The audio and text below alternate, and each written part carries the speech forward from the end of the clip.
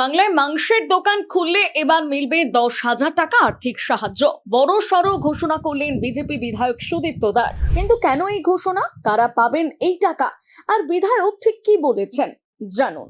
বীজপুর বিধানসভার বিজেপি বিধায়ক সুদীপ্ত দাস সম্প্রতি নিজের সোশ্যাল মিডিয়ায় একটি ভিডিও বার্তা প্রকাশ করেছেন।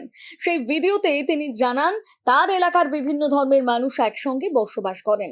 মুসলিম সম্প্রদায়ের মানুষের জন্য হালাল পদ্ধতিতে কাটা মাংসের দোকান থাকলেও ঝটকা মাংস পছন্দ করেন এমন হিন্দু ক্রেতাদের জন্য আলাদা কোনো দোকান নেই। বিধায়কের দাবি, দীর্ঘদিন ধরে এলাকার বহু মানুষ তার কাছে ঝটকা মাংসের দোকানের দাবি জানিয়ে আসছেন।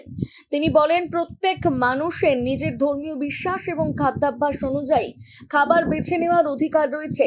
কেউ যদি হালাল মাংস খেতে চান সেটা তার ব্যক্তিগত পছন্দ, আবার কেউ যদি ঝটকা পদ্ধতিতে কাটা মাংস খেতে চান সেই সুযোগও থাকা উচিত। সুদীপ্ত দাসের বক্তব্য অনুযায়ী তিনি কোনো সম্প্রদায়ের বিরোধিতা করছেন না, বরং দুই সম্প্রদায়ের মানুষের পছন্দ ও ধর্মীয় বিশ্বাসকে সমান গুরুত্ব দেওয়ার পক্ষে তিনি মত প্রকাশ করেছেন। এরপরে বিধায়ক জানান, যারা বীজপুর এলাকায় নতুন করে ঝটকা মাংসের দোকান খুলতে চান অথবা বর্তমান ব্যবসার পাশাপাশি ঝটকা মাংস বিক্রি শুরু করতে আগ্রহী, তাদের প্রত্যেককে তিনি নিজের ব্যক্তিগত উপার্জন থেকে 10,000 টাকা করে সম্মানসূচক আর্থিক সহায়তা দেবেন। তিনি স্পষ্ট করেছেন, এটি কোনো সরকারি প্রকল্প নয় এবং সরকারি তহবিল থেকেই অর্থ দেওয়া হবে না, এটি সম্পূর্ণ তার ব্যক্তিগত উদ্যোগ। বিধায়কের কথায় তার একমাত্র উদ্দেশ্য হলো যারা ধর্মীয় বিশ্বাস অনুযায়ী ঝটকা মাংস খেতে চান তাদের জন্য সেই সুযোগ তৈরি করা। অর্থাৎ যদি ওই এলাকার ব্যবসায়ীরা এই উদ্যোগে সাড়া দেন তাহলে আগামী দিনে বীজপুর এলাকার ঝটকা মাংসের আলাদা দোকান দেখা যেতে পারে।